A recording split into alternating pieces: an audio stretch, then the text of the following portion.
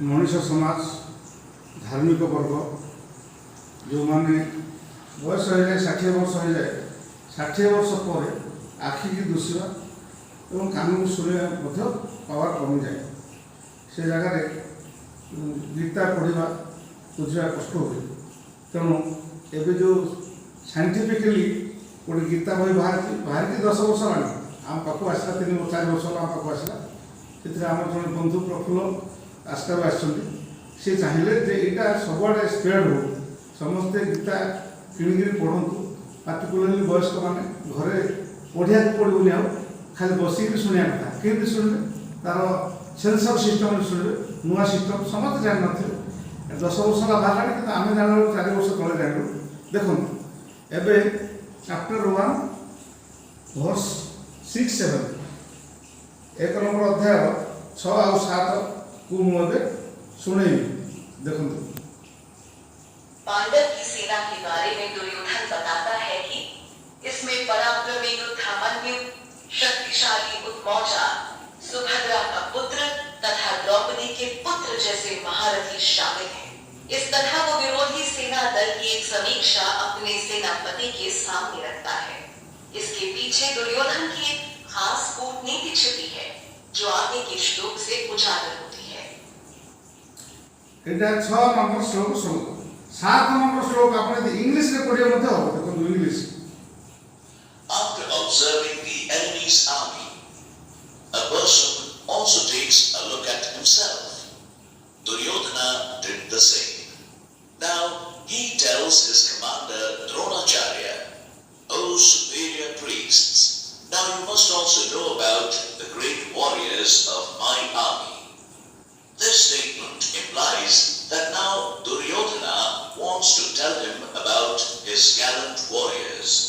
He wants to prove that no matter how strong is Yudhishthira's army, his warriors are no less. आपण देखले 1 number अध्याय 6 और 7 श्लोक एखन से भीतर 18 टा अध्याय अछि और सब श्लोक को से अनुसार गड़बड़ी एटा वो बाहर वाले पेज 7 अध्याय 11-12 श्लोक आपण जोड़े कले हो 11 नंबर 7 अध्याय 11 नंबर श्लोक वर्तमान हो। भगवान कृष्ण आगे बताते हैं कि वो ही बलवानों में राग इच्छा से रहित बल हैं और सभी प्राणियों में धर्म के अनुकूल काम ही वो है। यहाँ भगवान कृष्ण ने बहुत ही स्पष्ट शब्दों में कहा है कि वो सभी प्राणियों में काम तो है लेकिन यह काम धर्म के अनुकूल वाला है। इसी तरह भगवान कृष्ण राग रहित बल भी है। आमतौर पर देखा जाता है कि एक व्यक्ति शक्ति या बल पाकर घमंड से भर जाता है। इस दुनिया में एक शक्तिशाली व्यक्ति का ही ज्यादा दबदबा होता है, हर तरफ उसको ही सम्मान मिलता है और वो जो चाहे कर सकता है। लेकिन यहाँ भगवान कृष्ण के बल को राग रहित बताया गया है जिसका उपयोग अच्छे उद्देश्य से होता है। एबे हमें 7 नंबर अध्याय देखते ए पेज ओल्ड एटा केते लागला एटा होची 10 अध्याय 14-15 नंबर श्लोक। पिछले श्लोक में अर्जुन ने कहा कि भगवान कृष्ण के स्वरूप को देवतागण से लेकर असुरगण कोई समझ नहीं सकता। अब यहाँ अर्जुन कहते हैं कि सिर्फ आप स्वयं ही अपने दिव्य स्वरूप की महिमा को अच्छे से समझा सकते हैं। अर्जुन भगवान कृष्ण को पुरुषोत्तम कहकर संबोधित करते हुए कहते हैं कि आप सभी जीवों को उत्पन्न करने वाले हैं। हे भूतेश, हे देवों के देव, संपूर्ण जगत के स्वामी, आप खुद ही अपने आप को जानते हैं। अब क्योंकि भगवान कृष्ण ही स्वयं को जान सकते हैं तो भगवत गीता के माध्यम से उन्होंने दुनिया को बताया है कि आखिर वो कौन है। भूतेश का अर्थ हुआ परम नियंता या प्रबंधक। भगवान के कथन अनुसार उन्हें समझने का प्रयास करना चाहिए, लेकिन यह प्रयास कोई सिर्फ तभी कर पाएगा जब उसके हृदय में श्री कृष्ण के प्रति श्रद्धा भाव होगा, तभी वो भगवत गीता का अध्ययन भी कर सकेगा। 11 अध्याय वर्ष 21 मंत्र छंद। यहाँ अर्जुन कहते हैं कि देवताओं का सारा समूह आप में प्रवेश कर रहा है, यानी वो सब भगवान कृष्ण की शरण लिए हुए दिख रहे हैं। उनमें से कई तो बहुत भयभीत होकर आपके सामने हाथ जोड़े खड़े हैं व प्रार्थना कर रहे हैं। महर्षियों और सिद्धों के समुदाय कल्याण हो कहकर वैदिक स्तोत्रों का पाठ करते हुए आपकी स्तुति कर रहे हैं।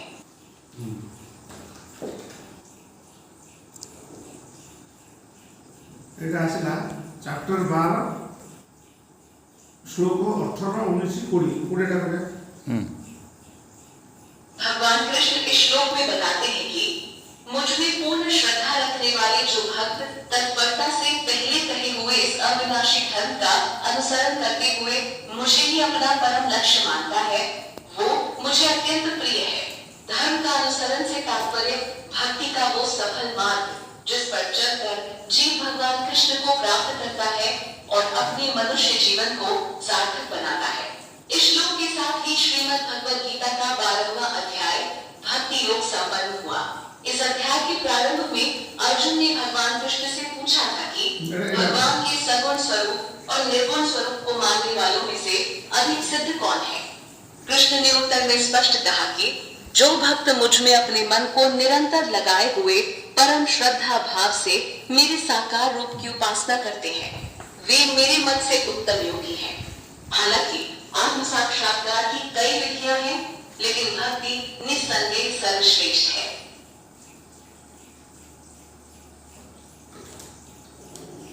এটা আসলে 13 চ্যাপ্টার 13 শ্লোক 28 29 29 की बात 29 श्लोक कृष्ण बताते हैं कि जो व्यक्ति हर जगह समरूप से स्थित ईश्वर को समरूप से देखता है, वो व्यक्ति स्वयं को नष्ट नहीं करता है और इसलिए वह परम गति को प्राप्त करता है।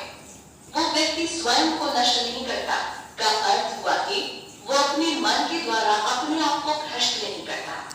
भौतिक जगत के प्रति ज्यादा लगाव होने के कारण व्यक्ति आध्यात्मिक जगत से दूर रहता है, लेकिन सिर्फ इतना मात्र समझ लेने से कि सृष्टि के कण कण में समरूप से स्थित है, तो इस ज्ञान की मदद से वो खुद को नष्ट होने से बचा लेता है और आध्यात्मिक जगत में भी तरक्की कर जाता है।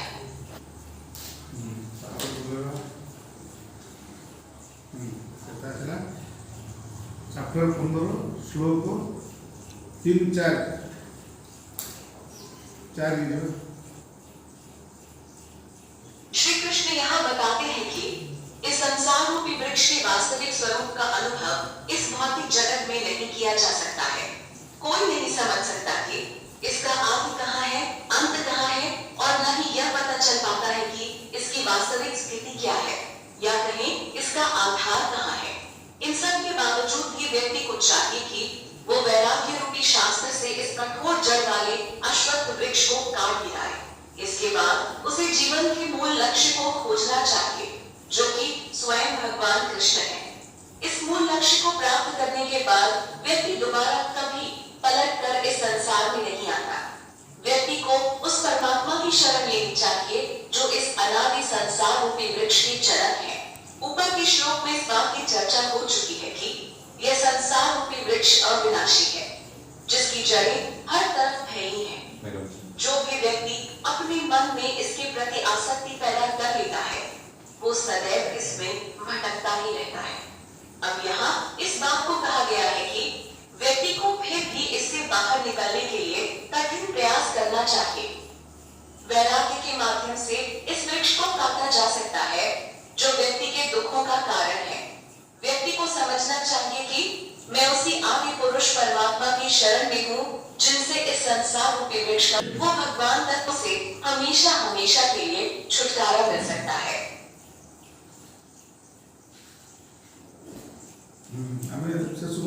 চ্যাপ্টার 18 वर्ष होची 54 55 55 की बात अर्जुन को भगवान कृष्ण बताते हैं कि व्यक्ति केवल उस पराभक्ति के माध्यम से मेरे यथा रूप को समझ सकता है। भक्ति की मदद से व्यक्ति मुझे, मैं जितना हूँ और जो हूँ, इसको तत्व से जानकर तत्काल मुझ में प्रविष्ट हो जाता है। मुझ में प्रविष्ट हो जाता है का अर्थ हुआ कि श्री कृष्ण को पूर्ण रूप से समझने के बाद जीव वैकुंठ लोक यानी कृष्ण के धाम में प्रवेश कर जाता है। उसे अपनी देहात्म बुद्धि से मुक्ति मिल जाती है, जिसके चलते ही वो हमेशा जन्म मरण के चक्र में फंसा रहता है। जब तक इंसान भौतिक जगत के प्रति आकर्षित रहता है, तब तक उसके लिए ईश्वर ईश्वर को तत्व से जान पाना संभव नहीं है। इस श्लोक की दूसरी महत्वपूर्ण बात यह है कि कृष्ण को समझने के लिए शुद्ध भक्ति ही चाहिए। कोई भी अपनी कल्पना के आधार पर ईश्वर को तत्व से नहीं जान सकता और न ही कोई अभक्त।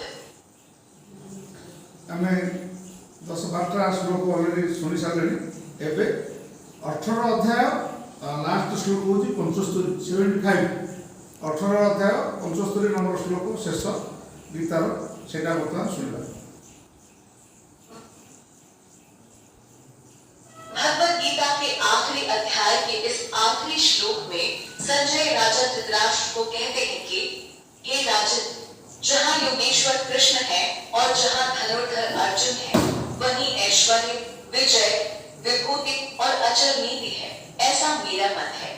विभूति का अर्थ हुआ अलौकिक शक्ति और ऐश्वर्य की बात की जाए तो श्री कृष्ण द्वारा अर्जुन के सारथी का पद स्वीकार करना ऐश्वर्य का प्रदर्शन ही है। निसंदेह संजय के ऐसे मत को सुनकर राजा धृतराष्ट्र को बुरा लगा होगा, जो कि अपने पुत्रों की विजय की कामना कर रहे थे और लगभग उनकी विजय को लेकर बड़े आश्वस्त थे। युद्ध के परिणाम में आखिरकार जीत तो पांडवों की ही हुई, जिनके पक्ष में स्वयं भगवान कृष्ण खड़े थे। यानी इस हिसाब से संजय का मत या कहीं उनका अनुमान बिल्कुल उचित था। संजय श्री कृष्ण के ऐश्वर्य, वैभव व उनकी धर्म नीति से अवगत थे, तभी उन्हें पता चल गया था कि विजय किसके पाले में जाने वाली है। इस श्लोक के साथ ही श्रीमद् भगवद गीता का अध्याय 18 मोक्ष संन्यास योग संपन्न हुआ। कुल मिलाकर देखा जाए तो भगवद गीता में भगवान, भौतिक, प्रकृति, जीव, शाश्वत काल और कर्म जैसे विषयों का विस्तार से उल्लेख हुआ है, जिन पर भगवान कृष्ण का भी पूर्ण नियंत्रण है। साथ ही ईश्वर को प्राप्त करने के लिए कई विधियां बताई गई हैं, लेकिन उन सब में भक्ति को ही सबसे उत्तम बताया गया है। यानी श्री कृष्ण के प्रति पूर्ण शरणागत होना और यह समझना कि जीव शरीर नहीं, अपितु उस परमात्मा का ही एक अंश है। भगवद गीता सेंसर बही सब जगह मिलूँ।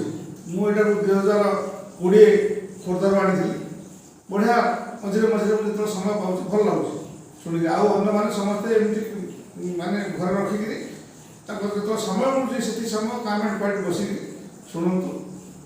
जेकोसी लोक गीताटा को थे शुणिदेव थे पढ़ीदेव सी केवे कौन परिस्थिति खराब काम, गलत काम, देशद्रोही काम, परिवारद्रोही काम करना।